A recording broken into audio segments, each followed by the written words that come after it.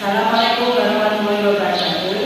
Yang terhormat kepada Bapak Jadi Wahyu Bernada selaku dosen pengampu mata kuliah metodologi pendidikan kuantitatif dan teman-teman yang disambung bekerja. Di sini saya akan memaparkan hasil penelitian saya yang berjudul pengaruh penggunaan teknologi pembelajaran terhadap motivasi belajar peserta didik. Yang pertama adalah latar belakang. Dalam era digital saat ini, penggunaan teknologi dalam proses pembelajaran semakin berkembang pesat.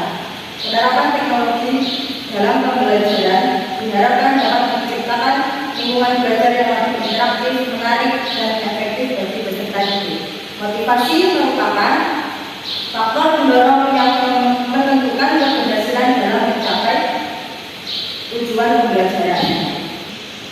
Fenomena yang terjadi di dua kota ini menunjukkan adanya perbedaan motivasi belajar antara peserta didik yang menggunakan teknologi pembelajaran dengan peserta didik yang menggunakan teknologi pembelajaran konvensional.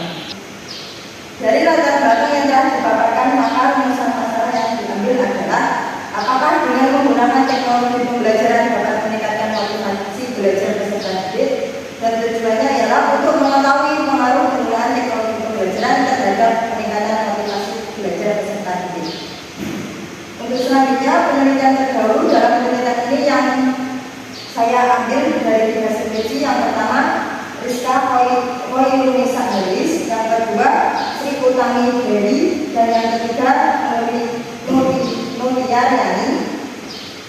Dan dari ketiga skripsi tersebut sama-sama membahas penggunaan video pembelajaran untuk mempengaruhi motivasi belajar peserta didik. Selanjutnya, dalam penelitian ini terdapat 2 variabel. Yang pertama, variabel independen atau X, yaitu penggunaan teknologi pembelajaran. Yang kedua, variabel dependen atau Y, yaitu motivasi belajar peserta didik. Yang berbeda dalam hipotesis. Yang pertama, HA, ialah terdapat pengaruh yang signifikan dari penggunaan teknologi pembelajaran terhadap penggunaan motivasi belajar peserta didik. Yang kedua, H0, tidak terdapat pengaruh yang signifikan dari penggunaan teknologi pembelajaran terhadap peningkatan motivasi belajar peserta didik. Kemudian metodologi penelitian yang pertama adalah pendekatan. Peneliti menggunakan pendekatan kuantitatif, dan jenis penelitian yang digunakan adalah jenis penelitian eksplanatori. Yang kedua, tempat penelitian. Tempat yang akan diambil adalah di dua kota Kediri. Berikutnya populasi. Populasi dalam penelitian ini adalah seluruh siswa kelas 11 di dua kota Kediri yang berjumlah sekitar 450 siswa. Berikutnya sampel. Jumlah sampel yang akan digunakan dalam penelitian ini sebanyak 212 siswa, dan teknik yang akan digunakan adalah teknik stratifik dan jaring. Berikutnya teknik pengumpulan data. Di sini peneliti menggunakan 2, yaitu kuesioner dan observasi.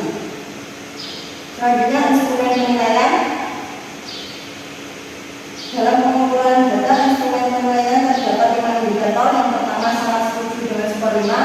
Berikutnya setuju dengan skor 4, netral dengan skor 3, tidak setuju dengan skor 2, dan sangat tidak setuju dengan skor 1.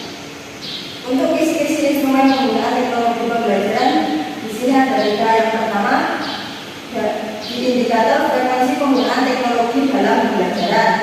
Indikatornya ada 4. Untuk indikator variasi pemanfaatan teknologi dalam pembelajaran, indikatornya ada 4. Dan yang terakhir, indikator persepsi kemudahan penggunaan teknologi dalam pembelajaran dengan indikator 2. Untuk bentuk instrumennya sama semua, yaitu kuesioner tertutup atau skala Likert. Terus selanjutnya kisi-kisi instrumen motivasi, yaitu ada 4. Yang pertama, dalam indikator perhatian dan minat terhadap pembelajaran, yaitu ada indikator 4. Yang kedua, relevansi materi pelajaran, ada indikator 4. Berikutnya percaya diri dan harapan untuk berhasil, yaitu ada indikator 4. Yang terakhir, kepuasan dalam belajar memiliki indikator 4. Untuk instrumen, yaitu kuesioner tertutup atau skala Likert.